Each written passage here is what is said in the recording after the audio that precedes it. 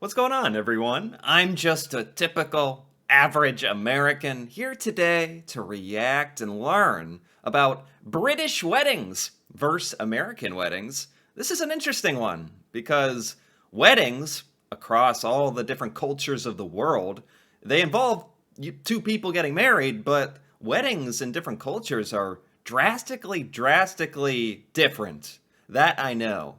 But I didn't expect, like the title of this video here that we're going to watch, 7 ways British and American weddings are very different. I would not have thought that British weddings would be all that different than an American wedding, just because there's a lot of similarities between how Brits and Americans do a lot of things. I would have figured, yeah, there's probably a couple differences, but 7 that are extremely different? This seems very interesting to me. I don't know. The first thing about a British wedding, I don't know how crazy it gets. I hope it gets a little crazy, or at least entertaining. At any rate, let's find out. Let's check this out. So for any non-hitched American gals out there, instead of saying things like, always the bridesmaid, never the bride, just move to Britain, you'll get a much better deal. Okay.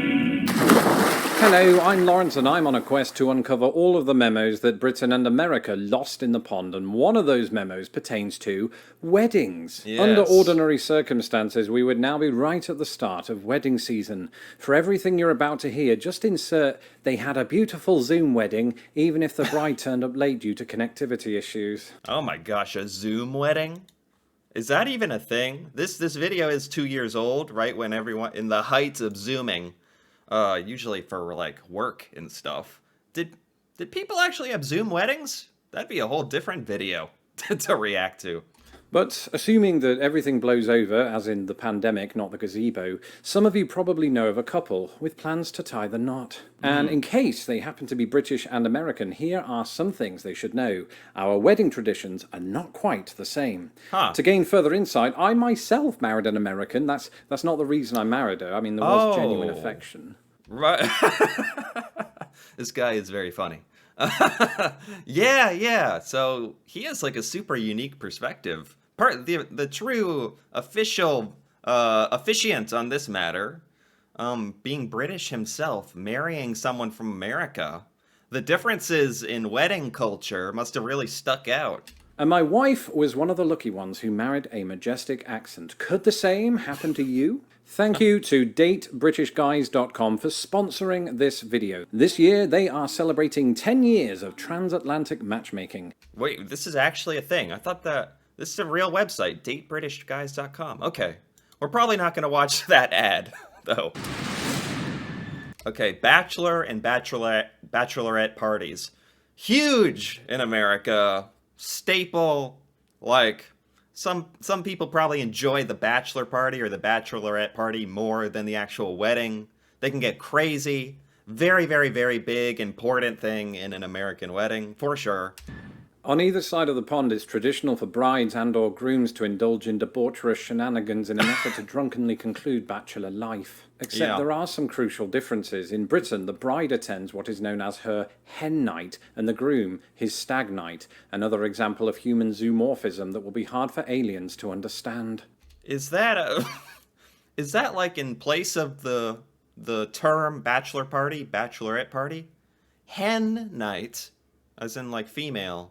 Stag, I've heard stag in reference to men or bachelors, but never stag night? Hen night and stag night. Differences. In Britain, the bride attends what is known as her hen night, and the groom his stag night. Hen night and stag night. Okay, that's kind of fun. Is it just that it's a different term? As mind this, the hen night often consists of the bride and female friends getting wasted and laughing at naked butlers. Apparently this tradition has gained some traction in the US, where male strippers are occasionally hired in the absence of husbands-to-be. For the lads, it's all about the destination weekend. In Britain, stag nights have become stag weekends. The groom and his mates head off to Amsterdam, but definitely not because of the inhalable plant life and legalized brothels. In the US... Whoa, okay. I wouldn't say that in bachelor parties, usually you're not like traveling out of the country, particularly in America. Like flying somewhere overseas would be kind of extreme for just a bachelor party. but maybe that's somewhat common in Britain. Such gatherings are called bachelor parties. The groom and his buddies head off to Nevada, but definitely not because see previous comment. Okay, so the big thing there is that the term is like different. Stag night, stag party, hen night. Never heard any of that. I'm surprised I've never heard those terms ever before. Americans Oh, wait a minute. This is number 2. Wedding hats. Wedding hats. Is there a hat you have to wear? Why? What does it look like? Americans love hats. To this day, people in Texas still cite Yosemite Sam as their style icon, and the baseball cap continues to grace the heads of baseball players, normal Americans, and Vanilla Ice. True. But there's one occasion when Americans leave the hats at home. Weddings. Coming from Britain, I thought this was notable. Back home, there's a significant amount of crossover between how women dress for weddings and how they dress for ascot, except instead of betting on horses, they're betting on how long the marriage will last. And ever so occasionally, British men, usually the groomsmen, will don top hats. This Really? is less of a tradition in America, where wedding hats aren't a big part of the cultural landscape. Wait, do British men actually... Would they actually wear a top hat to a wedding? An American would never in a million years do that. That would be like distracting. It'd be like disrespectful. It'd be like trying to get all of the attention on you because it's so unheard of to wear a top hat at all in America. It's just not a thing. Which is why I really genuinely wonder, is that actually a thing in Britain? Like, you can wear a top hat to a wedding? And ever so occasionally, British men, usually the groomsmen, will don top hats. Really? Really? This is less of a tradition in America, where wedding hats aren't a big part of the cultural landscape. It's not just not a tradition. It's like you should not wear a top hat or a hat to the wedding. To be fair to Americans, though, top hats went out of fashion stateside before the war, whereas in Britain it's still illegal for babies to be born without them. When leaving the maternity ward, we even get a complimentary monocle and brolly. Okay. So he's making a joke a little bit. So now I'm a little confused. Are top hats, I have to Google this, I have no choice, worn in Britain? I gotta Google it. They are worn by male members of the royal family, state occasions, military uniform. Oh, let me do top hats wedding. Let me see that. Wedding. Britain. Let me see if Google... I don't know if Google's gonna actually know this one. Wedding top hat. Wedding hat etiquette guide. Oh, it's not coming up with nothing. Maybe British fellows do don a top hat every now and then. That's very surprising to me. The guest list. Oh, what could be a difference with the guest list? Like who's invited? Like what's kind of acceptable to who to invite?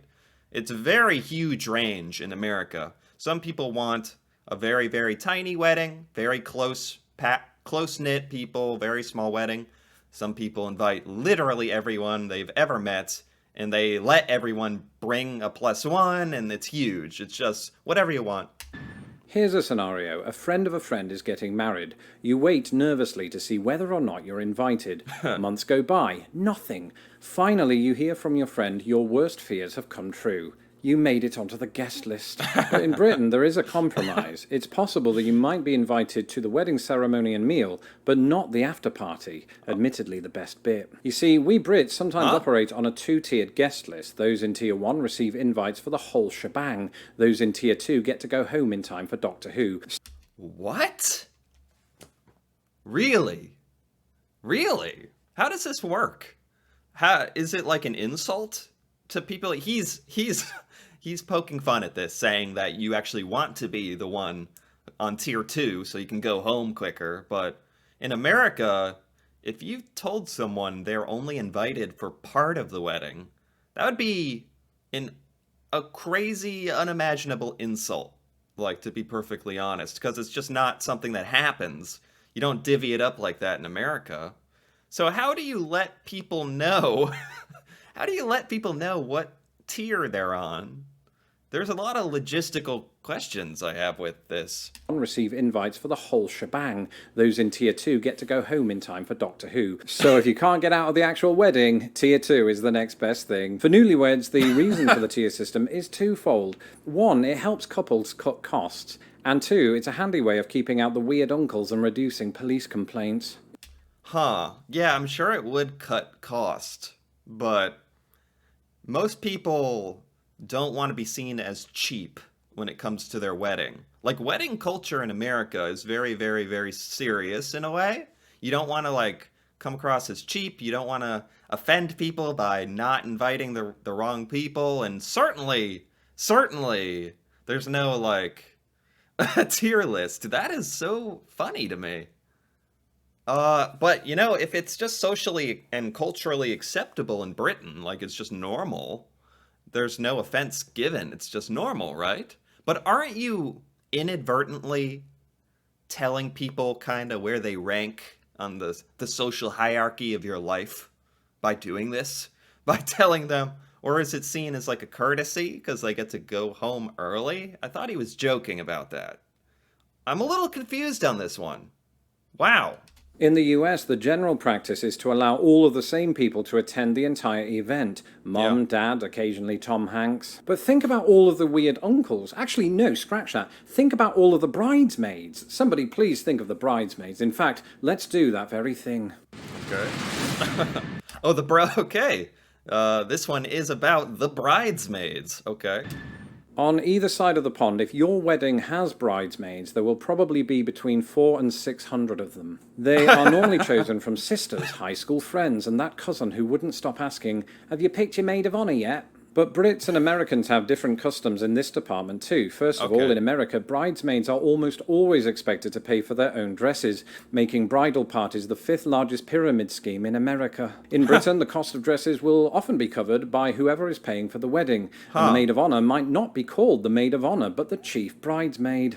The chief bridesmaid. Wow. Chief bridesmaid. Wow.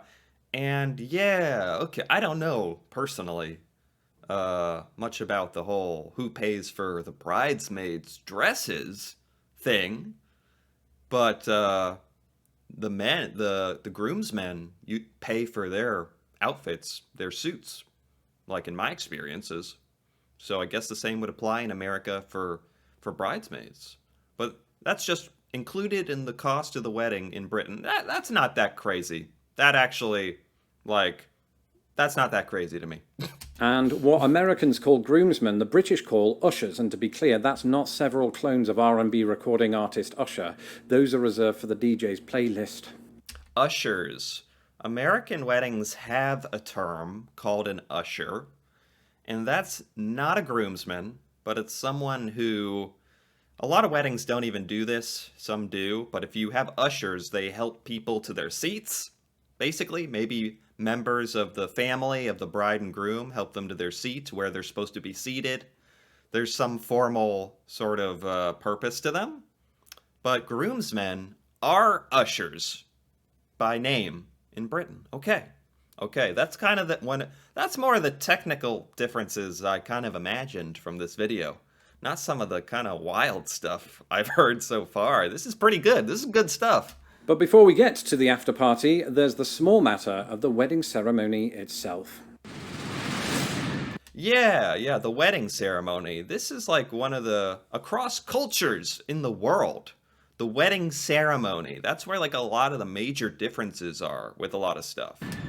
Here comes the bride, signing into Skype. But 3 months ago, when weddings happened in person, the bride would be the last person to enter the room. At least in America, where she is normally preceded by the bridal party. Think of it as the main event after the supporting act. It's the Stones opening for Prince, the Monkees opening for Hendrix, or Good Mythical Morning opening for Lost in the Pond. Lost in the Pond. Let's take a look at what Lawrence has to say. In Britain, this is He was referenced on Rhett and Link once. Wow. traditionally flipped. Not only do bridesmaids get a free dress, they also get to enter last. So for any non-hitched American gals out there, instead of saying things like, always the bridesmaid, never the bride, just move to Britain, you'll get a much better deal. So, okay. Interesting. That's an interesting little difference. I always imagined like the most important, most special person should come last, so that like the spotlight is on them, and then the marriage ceremony begins, the vows. That's how I always viewed it. Like, but I guess like you could interpret that the other way too. The most important people in the ceremony enter first. Like in Britain, if the bride enters earlier on and the bridesmaids after, it's because the bride is more special or important. Like you can interpret that either way. So, okay, that's fine. Ultimately, of course, all eyes will be on the bride. Well, almost all. Bad luck. Bad luck. Is this talking about like rain on your wedding day? So, like in America, you're expected to have kind of bad luck on your wedding. Like it's going to rain. Of all the days to rain, it's going to rain on your wedding day. So we just say that it's good luck to have rain on your wedding day to like counter that. Things that both countries consider bad luck. Black cats, walking under ladders, and seeing the bride before the wedding day. But on that Yes. last one, Brits and Americans adopt slightly different rules, proving once more that superstitions are grounded in rock-solid science. Well, it's not that you can't see the bride, the person. You cannot see the bride in her wedding dress before the wedding. Not allowed. Very bad. In America, it's traditional for the groom to see the bride once Daydream Believer is over, or once the bridesmaids have sat down. That's when the bride walks down the aisle. She's ravishing, so the groom adopts an expression indicating as much, even as the half-remembered words "last night" and "Monica's massage parlour" enter his head. In Britain, the Well, some people do like a first look thing, like a photo opportunity, where the groom sees the bride, and there's a photographer there to capture the moments. It's kind of staged a little bit, and that's the first moment they see the bride in her dress. Not necessarily when they're literally walking down the aisle, but some people probably do that in America. So, but this is not at all the case in Britain. groom traditionally faces away from the night and Monica's massage parlour enter his head. In Britain, the groom traditionally faces away from the bride until she's standing beside him. This is Oh. useful because it helps him to stiffen his upper lip while no one's watching. That's kind of fun. That's kind of weird. If I saw a groom facing away from everyone, so they're just staring away from everyone, their back is turned to the audience and the bride until she's literally next to him. I mean, that's kind of fun in a way. I don't mind that. It's different. Finally, as they stand face to face and say their vows, all of that good work comes undone in a momentary, undignified wobble. Time for a stiff drink. The bar. Oh, very, very important part of the wedding, right? The bar. For me, this is the real main event. The Stones and Prince have left the building, if not the DJ's playlist, and it's time to hit the dance floor. And if you're anything like me, this cannot be done before you've quaffed at least 3 pints of Carlsberg. This is where the nighttime bar comes in. In Britain, and this might cause a few American gasps, this is normally a cash bar. That means guests are expected to pay for their own drinks, making wedding dinners the 5th largest pyramid scheme in Britain. I suppose you got to... Wow, yeah, like an all expense paid open bar. An open bar is pretty much expected, I would say, for most people's weddings.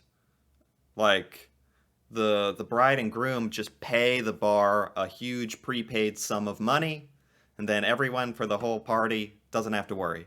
Yeah, I'd say that's pretty typical in America. Got to pay for those dresses somehow. In America, since those dresses aren't included in the budget, the remaining money goes to funding an open bar.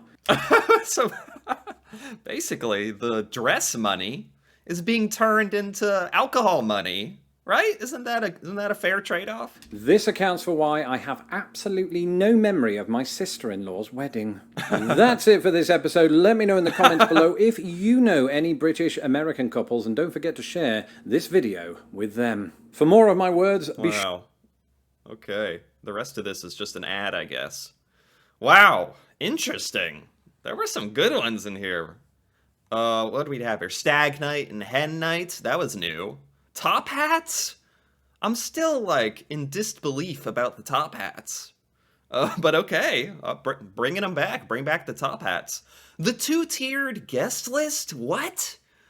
Man, these are actually, when I go back over these, it's like I'm re-experiencing them again, and it's like, whoa. Some of these are just wild to me.